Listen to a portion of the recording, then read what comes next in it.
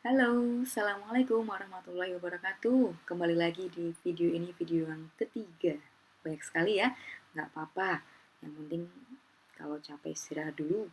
Yang penting lihatnya fokus. Sekarang kita membahas tentang jurnal umum, masih di mata kuliah pengantar ilmu akuntansi. Apa yang dimaksud dengan penjurnalan? Penjurnalan adalah suatu proses pencatatan suatu transaksi ke dalam jurnal. Sebelum melakukan penjurnalan, kita harus terlebih dahulu menganalisis pengaruh masing-masing transaksi terhadap akun-akun, antara lain aktiva atau harta, utang, modal, pendapatan, dan beban. Di video sebelumnya kita sudah belajar tentang analisis transaksi berdasarkan bukti transaksi. Kalau sudah, ini asumsinya sudah bisa semua, maka untuk kali ini kita akan langsung belajar tentang jurnal umum. Bentuknya seperti apa? Tabel. Tabel lagi, nggak apa-apa. Pelan-pelan aja. Bentuk jurnalnya seperti ini. Ada 5 kolom, yaitu kolom tanggal, kolom keterangan, kolom referensi, kolom debit, kolom kredit. Atasnya ada halaman. Halaman di sini, ini kan asumsinya perusahaan itu kan transaksinya banyak. Jadi ada halaman 1, 2, 3, dan seterusnya. Dan biasanya di akuntansi itu dalam ribuan rupiah. Kecuali kalau memang tempatnya cukup ya, seperti yang kemarin kita coba di Excel, nggak pakai ribuan rupiah. Ini kalau ditulis manual dalam ribuan rupiah. Oke, kita bahas satu persatu dulu. Kolom tanggal diisi tanggal. Tanggalnya harus urut, nah, biar bisa ditelusuri. Ini penting kalau misalnya berkaitan dengan utang piutang. Jadi ada kronologinya. Kapan ya saya ngutang? Terus kapan ya saya ngangsurnya? Kapan ya lunasnya? Bisa ditelusur dari kolom tanggal ini. Keterangan. Keterangan ini diisi dengan nama akun ya. Nama akun seperti kas, piutang, pelengkapan, peralatan, utang usaha, itu. Untuk referensi, referensi ini dikosongi dulu selama mencatat ke dalam jurnal umum. Nanti referensi ini diisi kalau sudah diposting ke buku besar.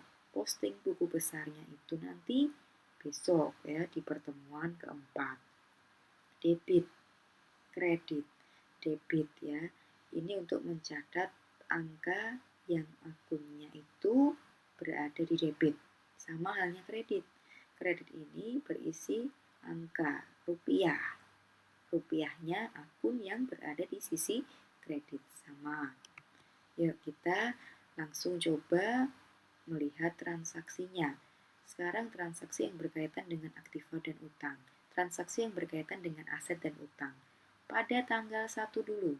Pada tanggal 1 Maret 2020, perusahaan meminjam uang dari bank sebesar 10 juta rupiah. Bagaimana analisisnya? Utang perusahaan bertambah ya. Uang tunai juga bertambah. Nah, perusahaan kan meminjam uang, maka kan dapat uang. Maka kasnya bertambah. Kas bertambah di sebelah debit senilai 10 juta rupiah. Ini dalam ribuan rupiah loh ya. Itu debitnya. Kreditnya apa? Kreditnya utang bank. Jadi kalau kredit itu menjorok ke kanan. Menjorok ke kanan. Biar sama ini. Ini kan debit, ini kan kredit. Nah, ini harus seimbang. 10 juta dan 10 juta. Utang bank bertambah di sebelah kredit. Kan menerima uang. Jadi utangnya bertambah.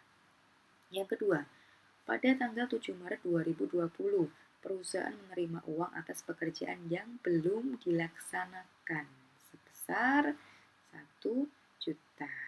Oke. Menerima uang tapi belum dilaksanakan. Ya sudah, kas. Nah, kas bertambah. Kas bertambah 1 juta, kemudian kreditnya adalah pendapatan dibayar di muka. Bertambah. Ini termasuk apa? Pendapatan diterima di muka. Oh, ya. Oke. Mohon maaf, ini salah. Harusnya ini adalah pendapatan diterima ya. Diterima di muka, salah tulis, mohon maaf ya. Oke. Pendapatan diterima di muka itu kan termasuk utang. Jadi ceritanya tanggal 7 Maret 2020 itu menerima uang sebesar 1 juta. Kasnya bertambah. Kas bertambah di sebelah debit karena termasuk golongan harta. 1 jutanya ini adalah pendapatan diterima di muka. Pendapatan diterima di muka itu termasuk golongan utang.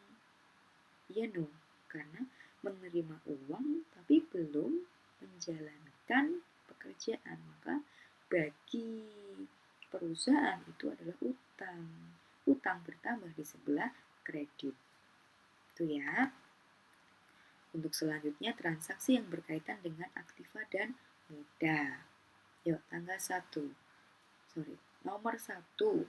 Pada tanggal 8 Maret 2020, pemilik menyetorkan modal berupa kas sebesar 40 juta rupiah. Analisisnya bagaimana? Pemilik menyetorkan modal ke perusahaan. Nah, bagi perusahaan, kas bertambah sebesar 40 juta. Kas bertambah di sebelah debit. Nah, 40 juta. Modal pemilik modal bertambah di sebelah kredit, ya kan? Modalnya kan juga bertambah. Modal bertambah di sebelah kredit. Berikutnya 10 Maret 2020, pemilik mengambil uang perusahaan untuk keperluan pribadi sebesar 2 juta. Maka termasuk apa? Prefer ya. Prefer kas. Ini prefer dalam bentuk prefer ya. Jadi ini harusnya adalah prefer. Boleh ditulis modal pemilik, modalnya berkurang kan, tapi ini bisa ditulis prefer, debitnya adalah prefer. 2 juta, kasnya perusahaan berkurang sebesar 2 juta juga karena diambil oleh pemilik tadi. Selanjutnya transaksi yang berkaitan dengan modal dan utang. Contohnya adalah pada tanggal 10 Maret 2020 ada apa di sini? Krisis likuiditas yang mengakibatkan perusahaan belum bisa bayar listrik, telepon, dan air sebesar 6 juta rupiah. Ada krisis, nggak bisa bayar, maka muncullah utang. Harusnya bayar tapi belum bayar, maka muncullah utang. Utang listrik, telepon, dan air. Utang listrik, telepon, dan air. Utang bertambah di sebelah kredit, maka di sebelah kanan ini. Debitnya adalah beban listrik, telepon, air. Beban bertambah di sebelah debit 6 juta juga, 6 juta rupiah. Sama. Yang nomor 2, pada tanggal 12 Maret 2020, perusahaan telah menyelesaikan pekerjaan yang sebelumnya telah dibayar oleh pelanggan. Yang kemarin 1 juta. Ya kan? Jadi ceritanya tanggal 12 Maret perusahaan telah menyelesaikan pekerjaan. Kalau dulu kan belum menyelesaikan, udah dapat uang, terus dicatat sebagai pendapatan diterima di bunganya kan kredit kan, yang sebelumnya tadi kredit. Kalau sudah diselesaikan maka dihapus. Menghapus itu maka mengurangi. Kalau tadi pada awal tadi dicatat sebagai kredit, maka kalau dihapus ya tinggal didebitkan saja, dipindah di sebelah debit. Kemudian kreditnya memunculkan akun pendapatan jasa. Pendapatan jasa di sebelah kredit. Nah, pendapatan bertambah di sebelah kredit. Itu. Selanjutnya transaksi antara aktiva dengan aktiva. Tanggal 22 Maret 2020, perusahaan membeli secara tunai mesin baru sebesar 10 juta rupiah. Membeli mesin tunai.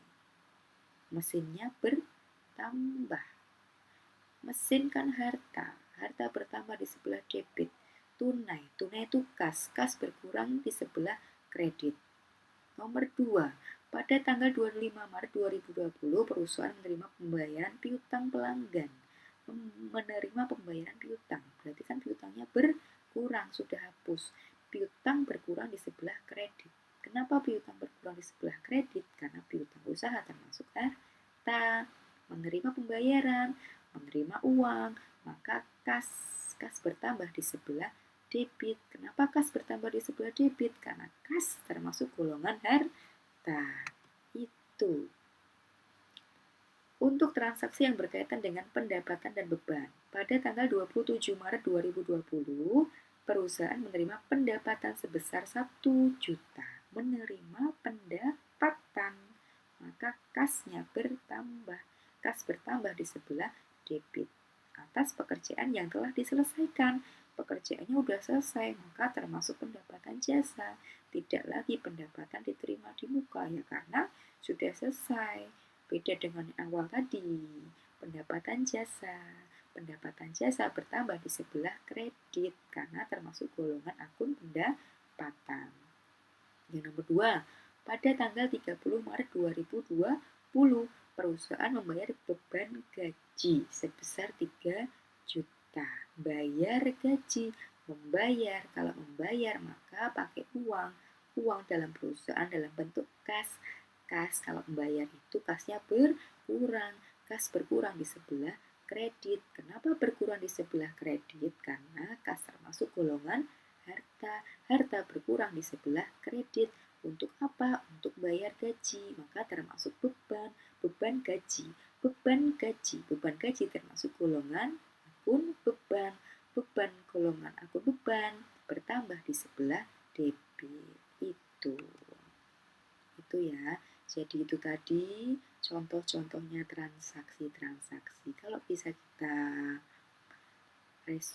kita simpulkan bahwa kalau ada transaksi meminjam uang dari bank, itu aktivanya bertambah, utangnya bertambah dalam bentuk kas.